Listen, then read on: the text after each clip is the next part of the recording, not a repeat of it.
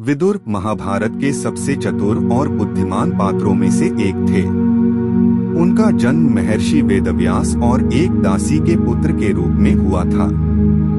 हालांकि वह हस्तिनापुर के राजघराने के सदस्य थे, लेकिन उनके जन्म के कारण उन्हें राजगद्दी का हक नहीं दिया गया। धृतराष्ट्र और पांडु जैसे शाही भाइयों के बीच जन्मे विदुर ने बचपन से ही अपने लिए एक अलग रास्ता चुना। जहां एक तरफ धृतराष्ट्र सत्ता के लिए अंधा था और पांडु शाप से जूझ रहा था, विदुर ने न्याय और धर्म के मार्ग पर चलने का निश्चय किया। विदुर का जीवन सत्ता के पीछे भागने वालों से बिल्कुल अलग था। वह हमेशा सत्य और न्याय की बात करते थे, चाहे कोई भी परिस्थिति हो। उन्हें महाभारत के इतिहास में न्याय के प्रतीक के रूप में देखा जाता है। उन्होंने कभी सत्ता की लालसा नहीं की, बल्कि हमेशा धर्म की रक्षा को प्राथमिकता दी। यही कारण था कि उन्हें हस्तिनापुर का महामंत्री नियुक्त किया गया और उनके निर्णयों का हर कोई सम्मान करता था।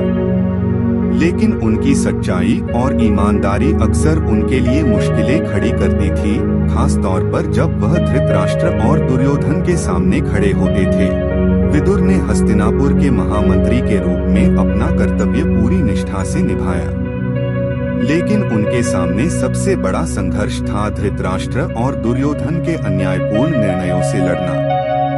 धृतराष्ट्र, जो अपने बेटे दुर्योधन की गलतियों को अनदेखा करता था, विदुर के लिए सबसे बड़ी चुनौती बन गया।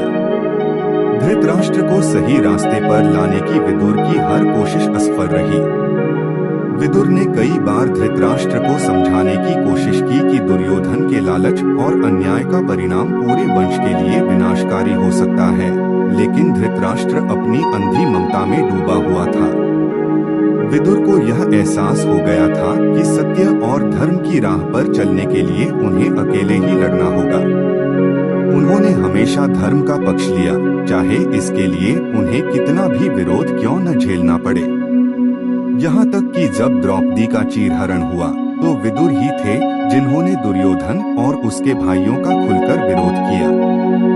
लेकिन उनकी आवाज सत्ता के लालच के शोर में दब गई। फिर भी विदुर कभी भी सत्य और धर्म के मार्ग से नहीं हटे।